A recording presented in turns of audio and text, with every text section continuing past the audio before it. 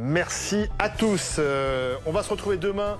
Ça sera pour une spéciale puisqu'on écoutera les vœux du président Emmanuel Macron pour l'année 2025 qui commencera. Donc demain, on se retrouve à 18 h pour un BFM Story exceptionnel, 18 h 20 h. Mais là, vous avez rendez-vous avec Jean-Wilfried Forquès pour BFM News. Passez une très bonne soirée sur BFM TV, la première chaîne info en 2024.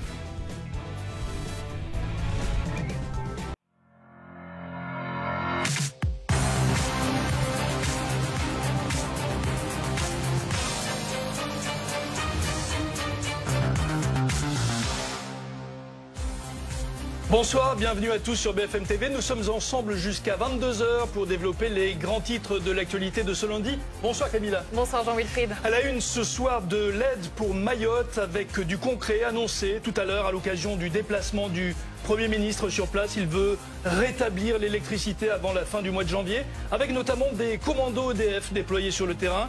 L'armée va être appelée en renfort également pour réparer les réseaux d'eau et 200 antennes Starlink vont être déployées pour établir les télécommunications. Gros dossier dans ce journal, nous en parlons avec notre envoyé spécial sur place et nos invités, bien sûr, en plateau. 5 jours après le crash d'un avion au Kazakhstan, les boîtes noires ont été envoyées pour être analysées au Brésil. Après les accusations du président de l'Azerbaïdjan, Vladimir Poutine promet que la Russie va trouver les responsables et les punir. Et puis à 21 h, ne ratez pas ce document exceptionnel ce soir sur BFM TV. Grâce aux équipes de Ligne Rouge, un documentaire qui revient sur les déboires de Boeing avec une série de soucis techniques, notamment sur son appareil phare, le 737 MAX.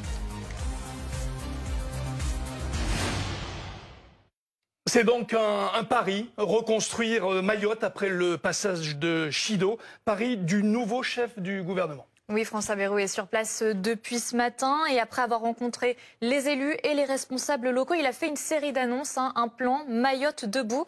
Et on va retrouver tout de suite à Mayotte notre envoyé spécial Naoufel El Kawafi. Naoufel, quelles sont les mesures clés de ce plan Mayotte debout ? François Bayrou, dès qu'il est arrivé sur place, il a annoncé la couleur. Il voulait des mesures en concrètes et il les a annoncées tout à l'heure, une quarantaine au total qui s'inscrivent dans le plan, vous le disiez, qui s'appelle Mayotte debout. Ce plan, il va s'inscrire sur deux temporalités. D'abord sur la durée, vous le disiez, la reconstruction de l'archipel qui pourrait prendre 2 ans. C'est en tout cas la durée que s'est fixé le Premier ministre tout à l'heure parce qu'une grande partie des habitations est complètement détruite. Et puis l'autre urgence, eh bien, ce sera les actions rapides pour tenter de trouver des solutions, notamment concernant le ravitaillement d'eau, de nourriture, le réseau téléphonique et bien évidemment le réseau électrique. Parce que ça reste encore un problème. À l'heure où on se parle, il y a toujours plus d'un habitant sur 2 qui est sans courant. Le Premier ministre s'est donc fixé un objectif, rétablir l'électricité, le courant dans tous les foyers d'ici le 31 janvier prochain. Écoutez-le. L'électricité doit être rétablie dans chaque foyer fin janvier, avec des moyens humains et logistiques considérables. Électricité de Mayotte recevra un renfort de 200 agents pour atteindre cet objectif.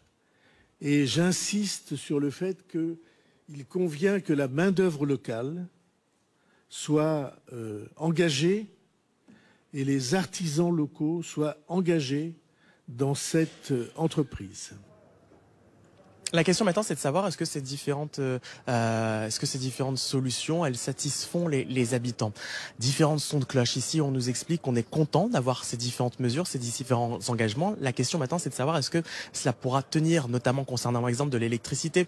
C'est qui nous expliquait que le 31 janvier prochain, c'était beaucoup trop tard parce qu'à l'heure où on se parle, il y a toujours des habitations qui sont coupées du monde, notamment des villages dans le nord et dans le sud du pays. L'urgence, c'est également l'eau, c'est aussi l'éducation.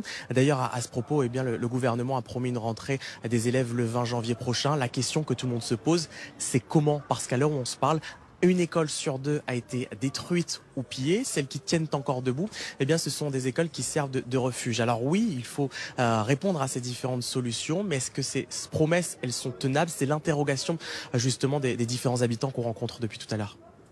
Merci beaucoup Naoufel El Kawafi depuis Mayotte avec Tom Beck derrière la caméra. Alors on en parle avec nos spécialistes et nos invités en plateau. Adrien Brachet, journaliste politique au journal Le Point. Bonsoir. Gaël Musquet, bonsoir, également spécialiste de prévention des risques naturels. Adrien, je me tourne vers vous. Une quarantaine de mesures, vient de dire à l'instant notre envoyé spécial. C'est ce qu'attendaient les gens sur place? En tout cas, ils attendaient qu'il y ait une forme d'électrochoc, c'est-à-dire une annonce d'une série de mesures. Maintenant, c'est exactement ce que disait votre envoyé spécial. Il est beaucoup trop tôt pour savoir à quel point ces mesures seront ou non efficaces. Il va falloir voir dans le temps, sur le terrain, ce qu'il se met en place, parce qu'il y a une telle urgence humanitaire, sanitaire, sécuritaire, sociale, qu'il est très difficile. Voilà, François Bayrou dit on va reconstruire en 2 ans. Il est très difficile de savoir si on arrivera à cet objectif, notamment aussi pour une chose, c'est que nous avons eu en 2 ans 4 ministres des Outre-mer. Donc il y a aussi une continuité de l'État. Est-ce que cette reconstruction va bien avoir lieu une fois que les caméras seront parties, une fois que les ministres seront partis?